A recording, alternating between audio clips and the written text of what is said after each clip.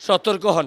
রোজা তো রাখতেছেন, যাদের বাবা মা এখনও ভিন্ন খাচ্ছে, অপর করে খাচ্ছে, খোঁজখবর নিচ্ছেন না, আদর যত্ন করছেন না, ইফতারি দিচ্ছেন না, ভাই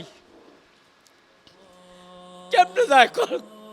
আপনার ভিতরে এই ইফতারগুলি কেমনে যায়, খানাগুলি কেমনে যায়?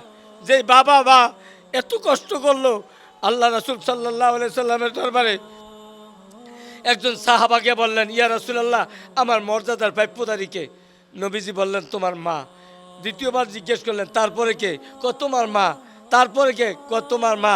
তারপরে কে? তোমার বাবা। সুবহানাল্লাহ কইতেন না? তিনবার প্রশ্নের পরে নবীজি সাহাবার উত্তর দিলেন, তোমার মা, তোমার মা, তোমার মা, এরপরে তোমার বাবা। সাহাবা প্রশ্ন করলেন, ইয়া রাসূলুল্লাহ, আপনি কেন বললেন?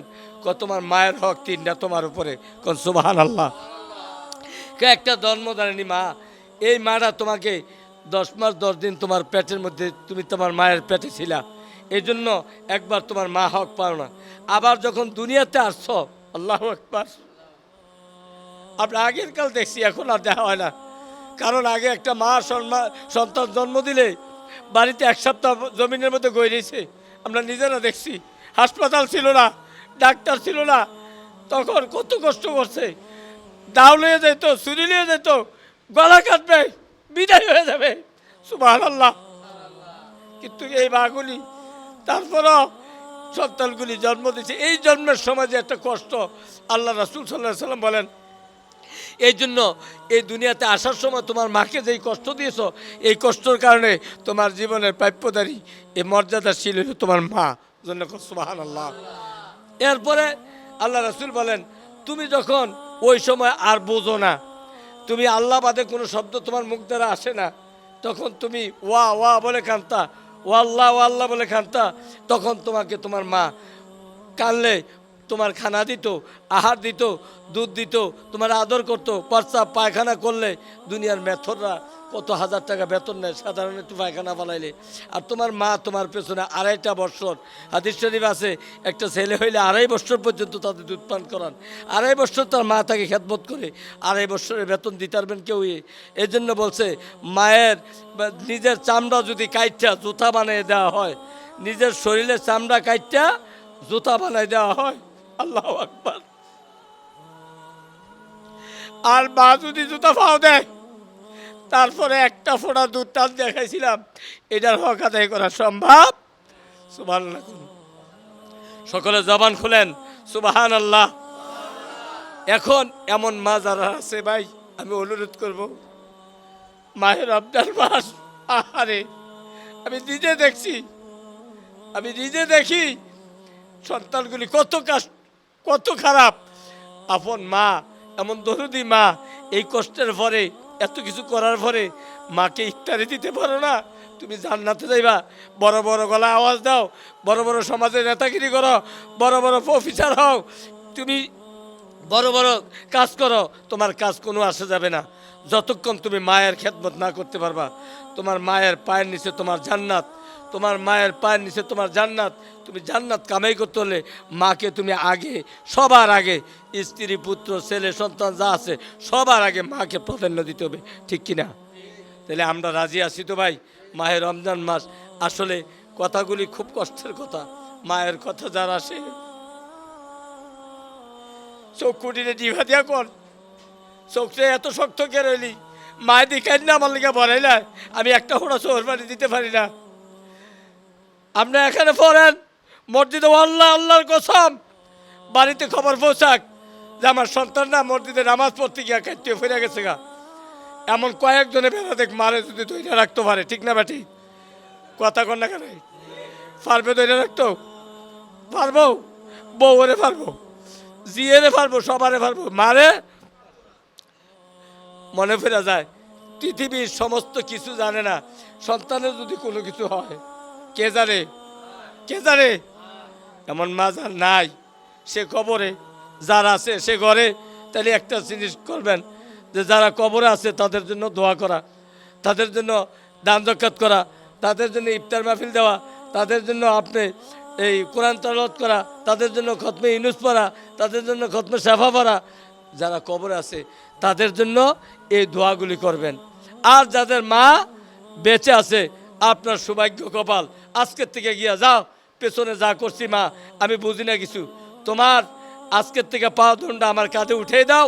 আমি যতদিন জীবিত থাকবো ততদিন পর্যন্ত আমার কাঁধ থেকে পাগুলি নামাইব না। আমার একটা ফোঁটা দুধের দাম মাফ করে দাও। মা যদি বলে মাফ করছি আপনি জান্নাতি, মা যদি বলে না মাফ করা সম্ভব না আপনি জাহান্নামী, আমি ইমাম সাহেব বলার দরকার নাই। যদি আমি খানায় কাবার ইমাম সাহেব হোক, বাইতুল মোকাররমের ইমাম সাহেব হোক, যেই হোক, তাকেও আল্লাহর জান্নাত নসিব করবে না মায়ের কষ্ট থাকলে। আমরা যারা আছেন এখন এই মাহে রমজানের ইফতার খান, কেমনে আপনার ইফতারি যায়? আপনার সন্তানদেরকে আপনি ইফতারি দেন, আপনার মা একা একা চোখের পানি ফালায়, একটা খাজুর পায় না, একটা আপেল পায় না, একটা কমলা পায় না। হায় হায় রে মা বাপ, কার জন্য দেখলেন দুনিয়া? বাবা হইলেন আপনি কোথায়, আপনার সন্তান হইলেন কোথায়? এই চিন্তাটুকু আপনার অন্তরে নিলেন না যে এই আমার এই আম্মার দ্বারা আব্বার দ্বারা আমি দুনিয়ার মুখ দেখলাম।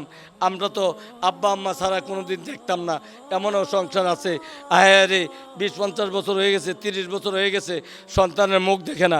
তারা অন্য সন্তান দেখলে পাগল হয়ে যায়, সন্তান কিনে আনার জন্য লাখ লাখ টাকা দেয়, ঠিক না ঠিক?